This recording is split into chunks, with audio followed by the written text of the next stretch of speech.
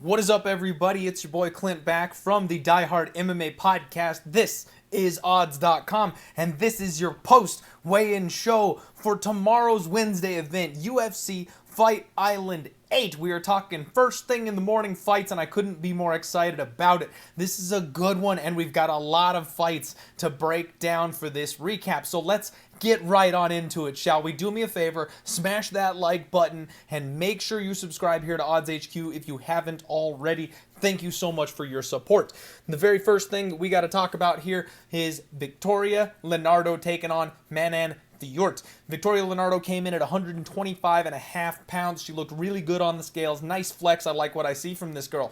Manan Fiort came in at 126. Same thing. She looked very, very comfortable, professional, no issues, no concerns. Really nothing to sway me one way or the other. I was already leaning towards Manan Fiort, and I wish I had gotten on her on that opener when she was even money or an underdog. She's getting steamed, and she's all the way up to minus 200 in some places at this point. When they faced off, it was a good face-off, but let me tell you, the size discrepancy between these two women was way more than I expected it to be. Manan Fiort has a massive size advantage here in this fight, and we have seen Leonardo be broken by bigger, stronger women that just don't slow down. I fully expect Manan Fiort to come out and get this thing done, and in fact, I have put her in a one-unit parlay with somebody else a little bit later on in the show. So I've locked in Manan Fiort. I am on this train. Let's see where it goes. I like her side, and her size really is a difference maker here, in my opinion. Next up, we've got Umar Nurmagomedov taking on Sergey Morozov. We've got Umar coming in at 136. He looked fantastic. He gave a double flex, flex one, got the second one in there. Abs all day on this guy, just ridiculous looking shape. And his opponent, Sergey, came in at 135. Now, he gave a big flex, and he looked really damn good himself. This is a guy who's being counted out on the betting line, and in my opinion, just shouldn't be quite this big of an underdog. I do think that Umar is the better fighter. Obviously, he's a Nurmagomedov. He's got Khabib in his corner. I think they're cousins, and he really probably should win this fight via decision. However, plus 400 on Sergey is a little disrespectful in my opinion. I think the fight might play out a little closer than a lot of people are expecting. When they faced off, it was a good face-off, and they sized up really well. The difference really was just Umar's thickness. The guy is just in the arms and in the chest and the back. He's just a thicker human being, and I think that's that grappling that we see. I expect him to be able to control his opponent here, but I'm not touching it. It's a dogger pass from a betting perspective because you can't even get a reasonable price on Umar by decision. That's what everybody's thinking. Mike Davis coming in here against Mason Jones. Again, maybe my fight of the night prediction here. Davis is coming in at 154.5. He weighed in a half-pound light, and this guy's fight name is Beast Boy for a reason. Dear God, he looked good on the scales. Absolutely incredible shape for Mike Davis. Mason Jones, the two-time, two-division Cage Warrior champion, came in at 156. He took that half-pound allowance. He stepped off immediately, but it wasn't like he was running off the scales to go rehydrate like we talk about sometimes.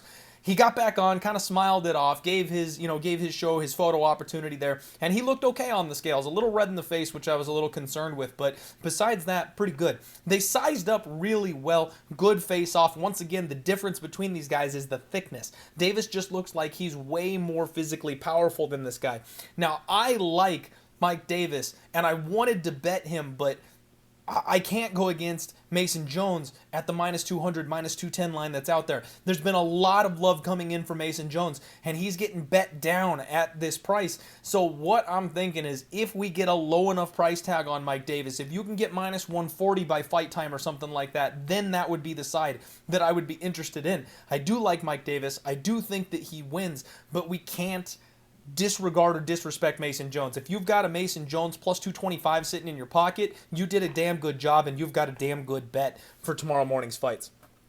Francisco Figueiredo coming in here against Jerome Rivera. Francisco, the younger, skinnier brother of the champion God of War, Davison Figueiredo, came in at 126, and he looked good. He did just look like the skinnier, younger version of Davison. Not a whole lot to report there. Jerome Rivera came in at 126, and he looked good as well. I believe he's dropping back down to 125 from 135, so he should be a little bit more at home in this division.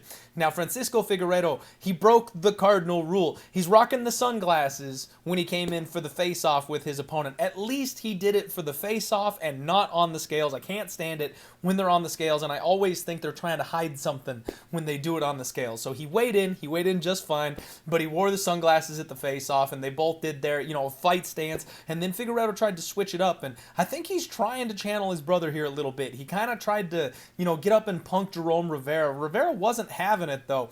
This is a fight that, I'll be honest, I'm more interested in watching. I'm not really interested in betting. I think Figueiredo is getting too much love coming off of a draw and then getting his UFC shot just because he's the brother of Davison. I think Rivera might cause some problems here, and at plus 140, it's not a bad dog or pass type of situation, but I already talked about the chin issues, the durability issues, and now he's dropping a weight class. There's a shot that that's not going to help him. It may just hurt him. And if he ends up getting clipped with that tall man defense and knocked out, it will not shock me. But if he ends up sinking in a submission or something like that, that's not going to surprise me either. If I was going to bet this one, I'd be going under. But I'm personally just going to, mimosa and waffle this one. We're going to sit back, have a drink, and just enjoy what I expect to be violence.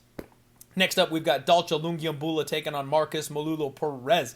This is a fun fight for me and one that I'm very, very tempted on. So Dalcha Lungiambula came in at 186. We weren't sure if this was going to be a 205 catch weight, a 200 catch weight, or if they were actually going to be fighting at 185. Obviously, both these guys are 185ers. Dalcha just recently made that transition, and that's always where Perez has been. But between the short turnaround for Dalcha and then the short notice replacement of Markus Perez, we weren't sure we were going to get this thing at 185. Both of them came in at 186, so that's locked in, taken care of, no more questions. And Dalcha is an absolute unit, folks. This guy fought at heavyweight. He fought at 205. Now he's at 185, and he's freaking huge. I mean, he's shorter than a lot of his opponents, but he's still got a reach advantage over people, and he is just thick. He is so broad and muscular. It's ridiculous. And he looked intense. He had his arm raised up, ready to go on the scale. I think he's in the right spot, mentally speaking, for this fight. Markus Perez came in all business, and this is something we haven't seen from him since he's gotten into the UFC. He does the best Joker impression that we've ever seen, and he did not put on the face paint. He did not dye his hair. He came in, he looked intense, he looked angry. He got on the scales and got off immediately. Then when they went to face off, again, we were kind of expecting maybe he'll do the Joker at the face-offs, because he always does the Joker at the face-offs. No Joker at the face-offs. These guys got into each other's faces, and it was absolutely intense. They had a war of crazy eyes, locked in, nose to nose. Dana White had to get in there and pull them apart. Dalcha was just as big as Perez. Now, granted, he was wearing some shoes, so he probably got a nice little boost there. He is the shorter fighter, but dear God, again, is he just thick and muscular. This is a spot where I'm leaning towards Dalcha. I kind of want to bet Dalcha if the love keeps coming in for Markus Perez and we can get a pick'em or a minus 120 or something like that on Dalcha. I'm very, very tempted to go ahead and back my guy here. I've been looking for opportunities to bet Dalcha, and I think that Markus Perez is on his way out here. But the fact that he is dropping the fun, he's dropping the good-natured attitude, and he's 100% intense. Markus Perez knows his job is on the line here, and he knows he's being offered up to a guy that is supposed to get a big win over him. This is exactly what we saw with Buckley and DiChirico. When you get a fighter that's in that position, they're a caged animal. They'll do things that you wouldn't normally expect them to do. They'll show up in a way that maybe they haven't shown up before because their livelihood is at stake. So I really don't know that I want to step in front of Markus Perez. Even though he's a little wild, he's a little untrustworthy, sometimes that pans out for him. And he's got that nasty submission game. I wouldn't be shocked if he snags a neck. So I don't want to lay a ton of chalk on Dalcha Lungiambula, but I do think that he ends up being the one who wins this fight. Now, Sumajiri coming in against Tsarukyan. Both these men weighed at 126 pounds. Su looked relaxed, tall, slim, business as usual, no issues. This kid always looks good on the scale. Tsarukyan, much better shape than the last time we saw him when he came in against Tyson Nam on extremely short notice. He was leaner, and that's something that I think is worth noticing here. The size difference, though, was the big story here. It looks like they're two weight classes apart. Sumajiri is just so tall, so long, and then Tsarukyan is very, very short and stocky. It was a respectful face-off. This is another one where I hate how wide this line is. We've got Sumajiri as an almost 500 favorite, and I think that's a little bit disrespectful of Tsaruk because of the kickboxing experience that this guy has. He's got 16 victories in kickboxing with 10 knockouts, and all Su does is strike. So this is going to be right in his wheelhouse. I wouldn't be surprised if this fight ends up a little bit closer than people are expecting it. I do still like Tszyu to win, especially with that height and reach advantage, but I don't know that it's going to be something like we've seen in the past. Honestly, I'm thinking Tszyu by decision might be a very sneaky prop bet that you'll be able to cash in on, because you don't want to eat that chalk. And even though we saw Tsarukyan get knocked out, that was up a weight class on short notice against a power puncher like Tyson Nam. I think he'll be much more comfortable playing a striking game with a guy like Tszyu, even if he ends up being stuck on the outside and kind of gets out-volumed. I don't know if he's going to get that kill shot hit on him. So I think Tszyu by decision may be the way to go here, but again, probably just another pass because that line is so wide on the money line. Next up, we've got a fun one. Ricky Simón taking on Gaetano Perillo. Both these guys came in at 136 pounds. Ricky Simón, a guy that absolutely is everybody just expecting to steamroll through this guy, looked awful on the scales, looked sucked out, had his mouth hanging open, he was struggling, didn't look great at all, and then when he flexed, he looked unstable. One of the things we look for is that waver. He gets up there and he flexes, and then he does this.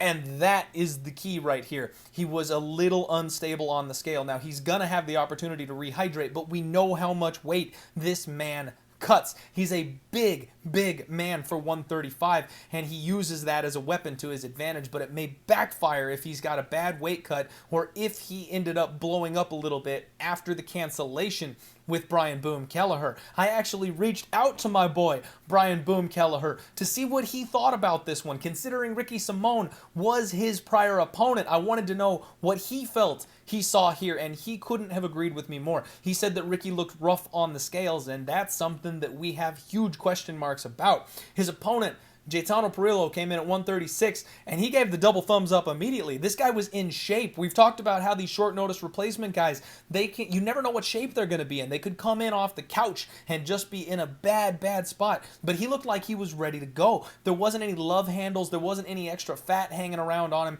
He was in very, very good shape, and I think that he was ready for this fight. And when they faced off, Perillo is the bigger man. Now, I know we've talked about this with the wrestling. You actually want to be the shorter guy. You want to be able to get under those hips. But if Ricky Simón had a bad weight cut, if his gas tank is at all damaged, him having a size disadvantage and potentially a strength or gas tank disadvantage in this fight could be a huge, huge problem for him. When they faced off, Perillo was the guy that had that fire in his eyes, and it looked like Simón just wanted to get off the stage. So this is a spot where I have a 1-unit Hail Mary long shot parlay that stretches from the Wednesday card to the Saturday card, and Ricky Simón is in that parlay. But I would no longer suggest parlaying Ricky Simón. First off, this line has gotten out of control. He's a minus 450, minus 500 favorite, and that is simply too much in this spot, especially after what I've seen at the face-offs. What I'm doing is I'm sprinkling a half unit on Perillo by KO. This man is vicious. He's an incredible striker. He is reckless and he is ruthless on the feet. If Ricky Simón slows down for even just a little bit, or if he's missing some water in his head from that weight cut, he's going to be that much easier to get knocked out. And we've seen him flatlined by a guy like Uriah Faber, who is at the end of his career, who never knocks anybody out. So there are some durability questions. There are some chin issues here. If Ricky Simón was 100%, he mauls this guy. He puts him on his back, he takes him down, and he grinds him for 15 minutes, or he beats him to a pulp on the floor. 75% Ricky Simón, bad weight cut Ricky Simón, I don't know if he gets by this guy. This guy is hungry and he is nasty, and he's going to come in looking for a finish because he knows on short notice he's got to make that impression. He's got to make that statement, and he's being counted out by everybody here, myself included. I'm sprinkling a half unit on Perillo by knockout. You can get 6-1 on that, and that sprinkle here is just it's an insurance package. So if my parlay, my full unit parlay gets busted, but it's because Perillo lands that knockout punch, that's a 3-unit swing. That's worth 3 units because it's 6-1 on the knockout, and then I'm not worried about losing that 1-unit parlay. And if Ricky Simón does go ahead and come through, then we're live. We should be live with these big favorites going through to Saturday's UFC event. So that's my strategy here. That's my read here, is that Perillo is no longer a man to be counted out. And if you do plan on playing Ricky Simón, I would suggest not parlaying him because he is in danger in this spot after what I saw on the scales this morning. Next up, we've got Amari Akhmedov taking on Tom Breeze. Both men came at 186, and Amari Akhmedov, all business, no flex, big thick dude on the scales. Gotta wonder if he had maybe a little bit of a rough cut, because I know he's not really an emotional guy, but he showed zero movement when he got up there on the scales. Just wanted to stand there and then get off as soon as he was able to. Tom Breeze looked thick. This guy is in shape. Big flex. Look confident. Look comfortable. That's what we talked about. I think the mental hurdles, I think we're past that. This guy looks like he's playing it up. He's feeling himself a little bit. And that's where you want Tom Breeze to be. Now, when they faced off, Breeze is much bigger than I expected. This dude was huge. Towered over Dana White. Bigger than Omari Akhmedov. It was a respectful face-off, but a spot that I'm really liking. I've got a 2-unit play on Tom Breeze. I've got minus 150, so I've got 3 units to win to. That was locked in when they were supposed to fight for last Saturday. It got pushed to tomorrow, obviously. That fight line is still active because the fight was only pushed back 3 days. It was never canceled. If you want to check your bets, because it depends on the sports book. If you locked in Tom Breeze, if you locked in Omari Akhmedov, because they postponed it, some books will push that and you'll have to relock it in. Some books will let it ride. So just double check and make sure if you want action on this fight that your bet is still active, because you may have to replay it. Mine is still flying. I'm good to go. I like Tom Breeze. Next up, we've got Lerone Murphy taking on Douglas Silva de Andrade. And Lerone Murphy came in at 146, and he is in stupid good shape. I tweeted a picture of him before the weigh-ins earlier in the week, and he is in the most ridiculous shape I've ever seen this guy in.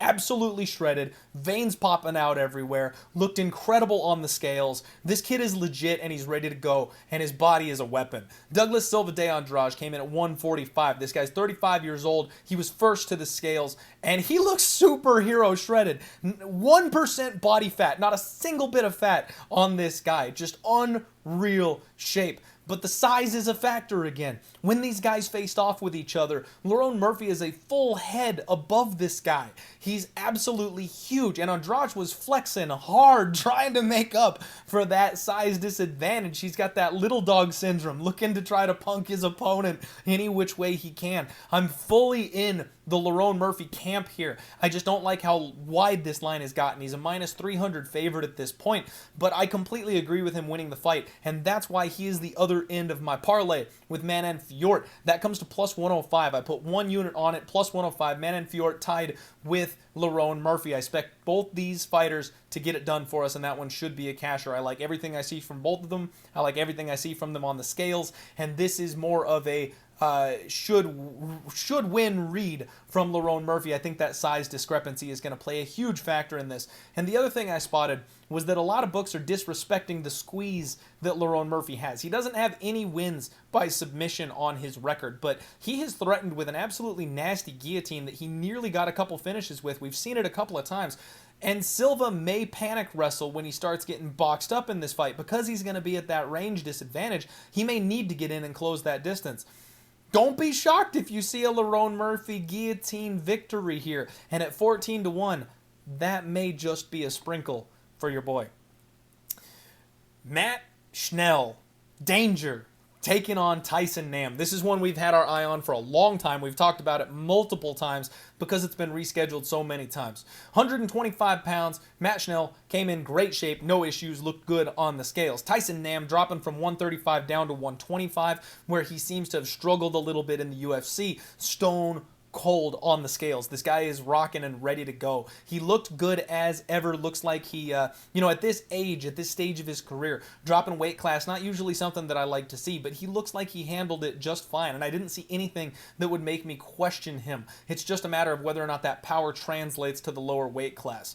When they faced off, Schnell is still bigger than Tyson Nam. Taller, longer. It was a respectful face-off. Both men are dialed in. I could see the fire in their eyes. They look like they're ready to go. I bet the under on this one. I've got the under 2.5 at minus 125. It's a spot where Tyson Nam is just going to be the powerhouse striker, and I don't believe Matt Schnell is capable of sticking and moving for 15 minutes. He's going to need to either get in there and get a finish over a withered and maybe struggling 125 Tyson Nam, or when he gets in there for those exchanges, Nam is going to land a bomb, and we've seen the durability problems for Schnell. So I'm just going with the under on this one.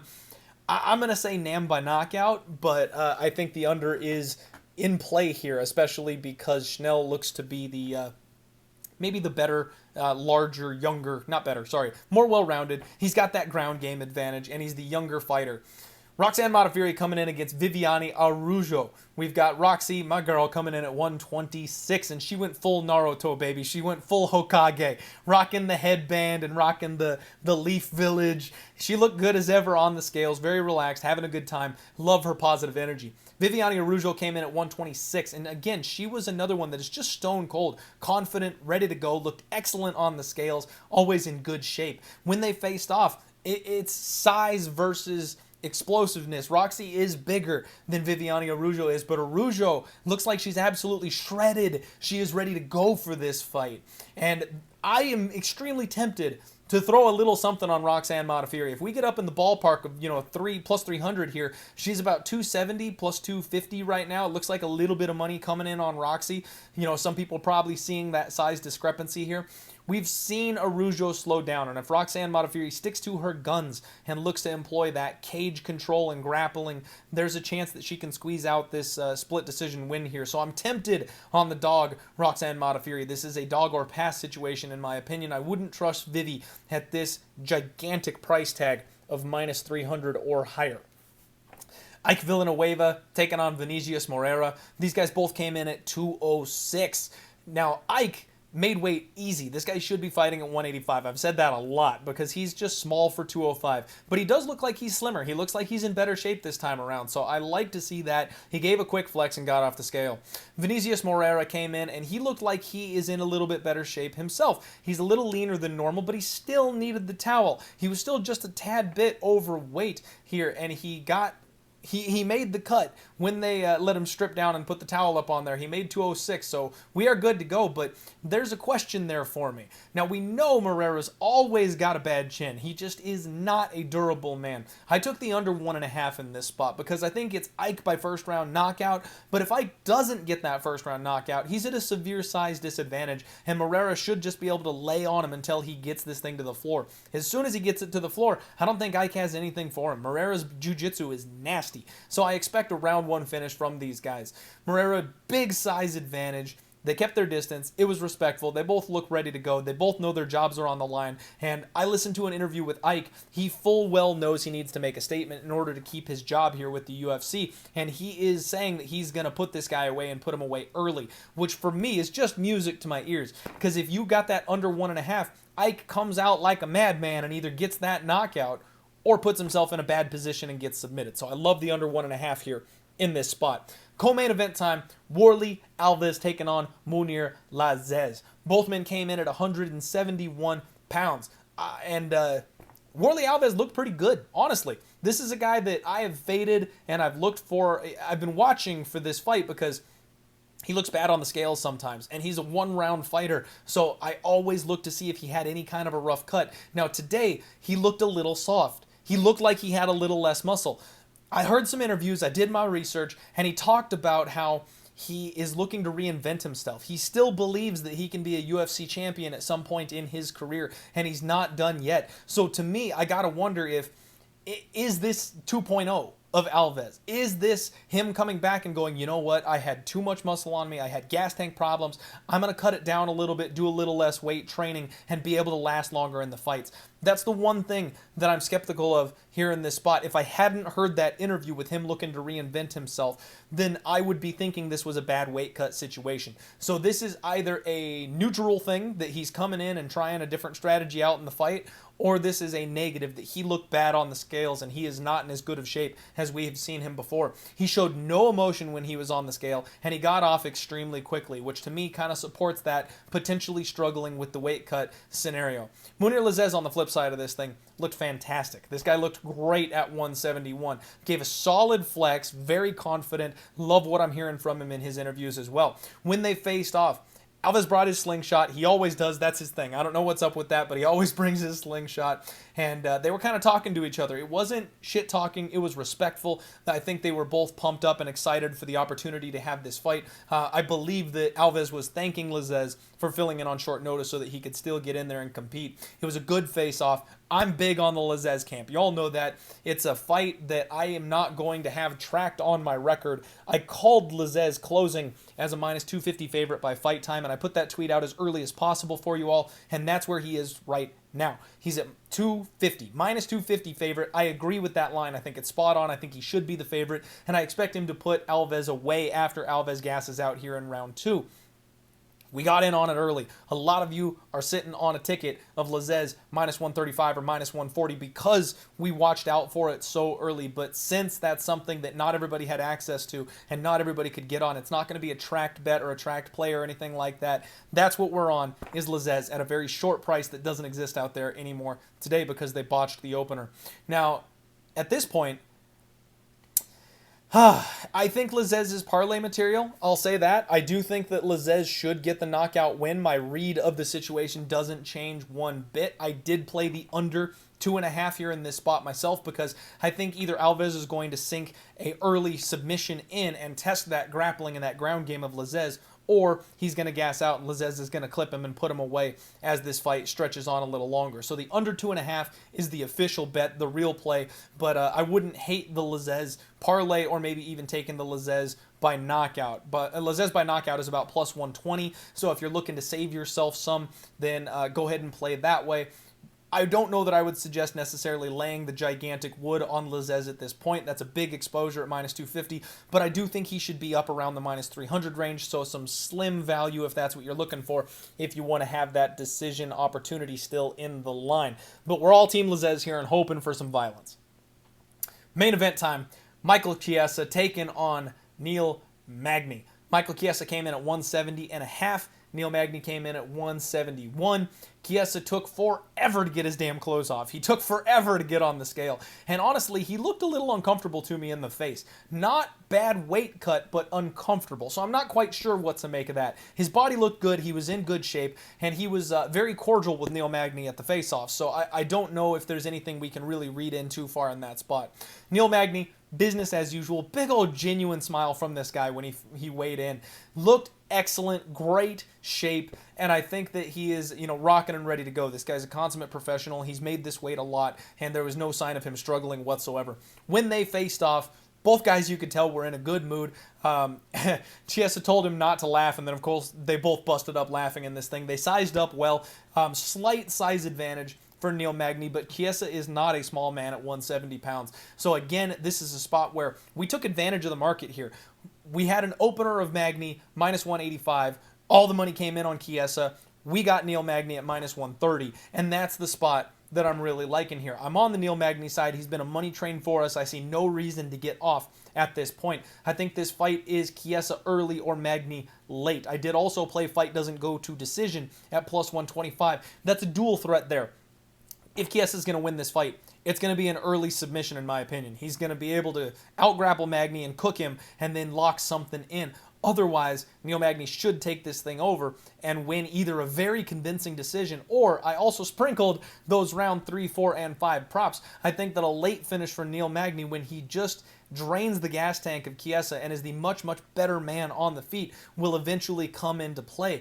Now Neil Magny is about minus 145, minus 150. The money is coming in on him. The line is headed back up. So if you're rocking with me on Neil Magny, get in on it now. And like I said, I like playing Neil Magny and then also fight doesn't go to decision because Neil Magny can get a finish and then we've got a double casher. It's also a little bit of a hedge that if Chiesa gets an early submission win, hey, we get plus 125 back in our pocket after backing the wrong horse. That's how I'm seeing this one. Those are the official picks. We've got a couple of post weigh-in reads. There's a couple of bets that, believe it or not, I may still add on. For Wednesday, we are going full damn degenerate, and I'm looking to break the house on this one. I want to get 2021 back on track after a rough start last week. Let's cash some freaking tickets. Good luck to you and all of your betting. That's the show. Thank you one more time, and let's freaking roll, baby.